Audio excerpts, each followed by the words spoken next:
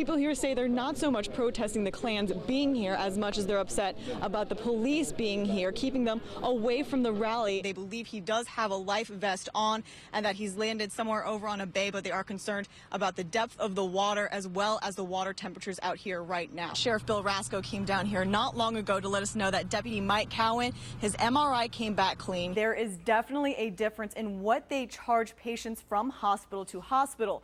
Say you go to an area hospital for heart issues, you could pay between $2,000 to $8,000 more compared to another hospital in the same region. The typical reaction in a tragedy like this is anger, but for James Wallace, he says he has not cried, he has not screamed out, he is only concerned about getting help for his son, who he says he still loves. County Mayor Mark Luttrell told the school board they need to handle their budget like their personal finances and prioritize what they need with what they have in their account. This doesn't mean ask mom and dad, can I have $145 million? I went down to a local gas station to go see what the vibe was down there, what everyone was up to.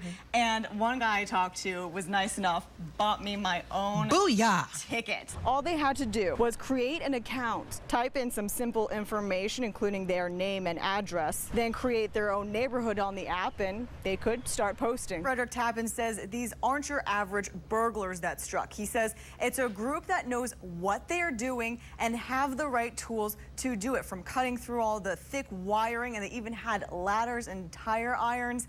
It's a moment that could get him down as he rebuilds his church in a new facility. But he says he's not throwing these thieves out the back door.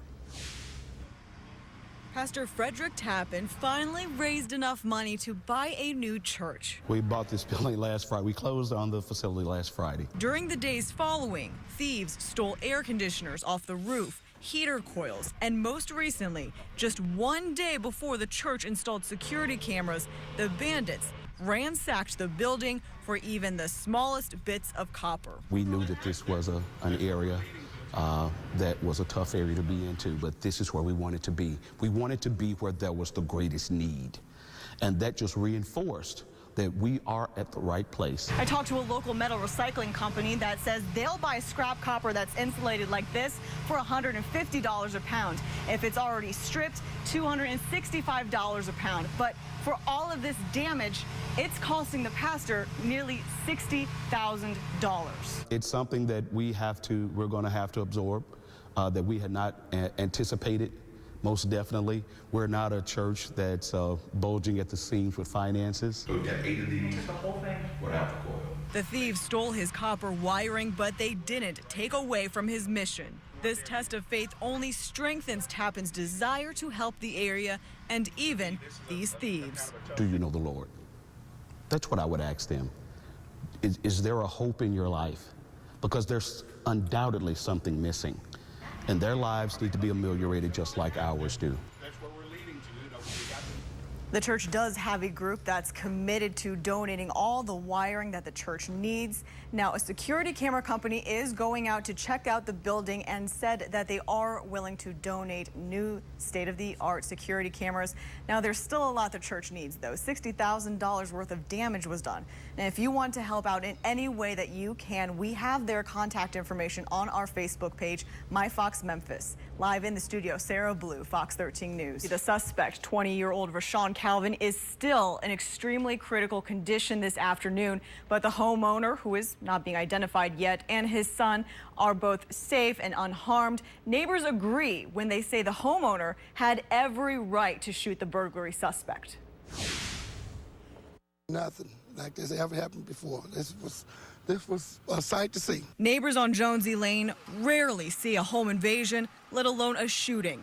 5, 6 police sheriff department cars, and right after that, they was handcuffing the guy that was laying on the ground, put him in the back of the car. This individual tried to gain illegal entry into his home, and the homeowner then shot him several times. Shelby County Sheriff's Office investigators say the homeowner shot the suspect, 20-year-old Rashawn Calvin, at least 5 times, including once in the head. The individual in question, as I said, is in extremely critical condition. He's fighting for his life, so we don't know whether he'll make it or not.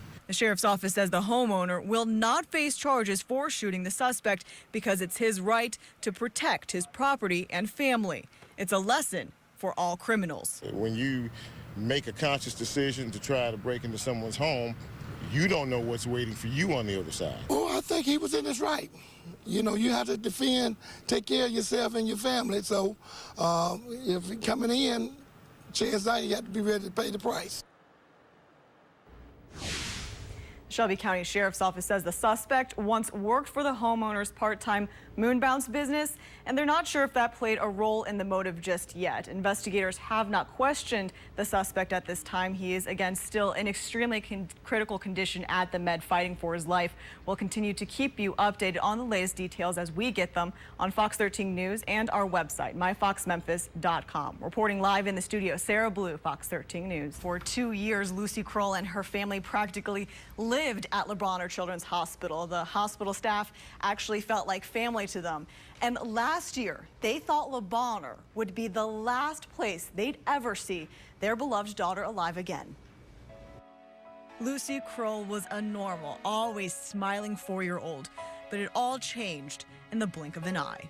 Eric and Kate Kroll remembered the exact date. The date all of their lives would dramatically change forever. February 23rd of 2011, I'd gone to a business lunch, was having a meeting, and my wife Kate called. I ignored it. She called back, so I knew something was wrong. She just looked at me and I said, "Is it what I think it is?" And she said, "You just need to go to Le Bonheur." What Kate thought was a stomach bug turned out to be cancer. Doctors found 5 tumors in Lucy's brain and 1 in her spine, all 3 weeks shy of her 5th birthday. In fact, we had her 5th birthday party in this room right next door. It was awful, but you know, we were trying to make the best of a difficult situation. "It's okay, baby." Over the next 2 years, young Lucy underwent chemo, radiation, had seizures, went blind twice, and suffered meningitis twice. Eric and Kate say Le Bonheur's staff held their hand through it all, especially during Lucy's toughest struggles. She was having these just incredible pain and inconsolable and just screaming. And, you know, it's just, I was in the room alone with her, and you know, there was nothing we could do. She was just miserable. And I just remember there was a nurse came in and just held her hand and stayed with us for over an hour, just trying to console her and trying to help, you know, get us some respite. They say Le Bonheur was always the good place, the safe place. A shadow soon cast over that safe place. June 3rd, 2012. Things went downhill quickly. We all thought she had days to live. She was in a coma for 10 days straight. They weren't giving us much chance. We knew that night that this was probably it. And within that 10 days where she was in the coma, and we called her sister in and told her sister that she was going to die. And I had ordered the dress that she was going to be buried in. I had arranged for the picture that was going to be displayed because she had lost so much weight and she was so sick. And I mean, we had made these plans. We'd even started thinking, what songs are we going to sing at the funeral? Le Bonheur gave Eric and Kate the option of hospice, but they chose to stay at Le Bonheur. Le Bonheur is where they found hope, and Le Bonheur is where they would find peace. And they closed off the room. They closed off the room. They came and they put blackout curtains on the window so that Lucy could sleep. And without interruption, and they put signs on the doors. The maintenance, the housekeeping staff would not come in unless they asked our permission first. They were allowing us to let our child die in peace as a family.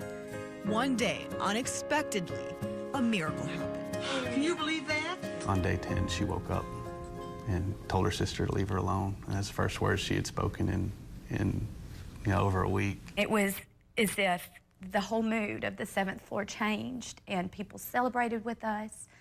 People from all over the hospital, doctors would come in and they'd say, "Oh my goodness, I can't believe this is happening." I take off lessons. I love to take butterflies. The Krolls have now celebrated Lucy's 7th birthday, one they never thought they'd see. Le Bonheur's hospital staff celebrates with the Krolls because now they're considered family too. Those people really became family. You trusted them.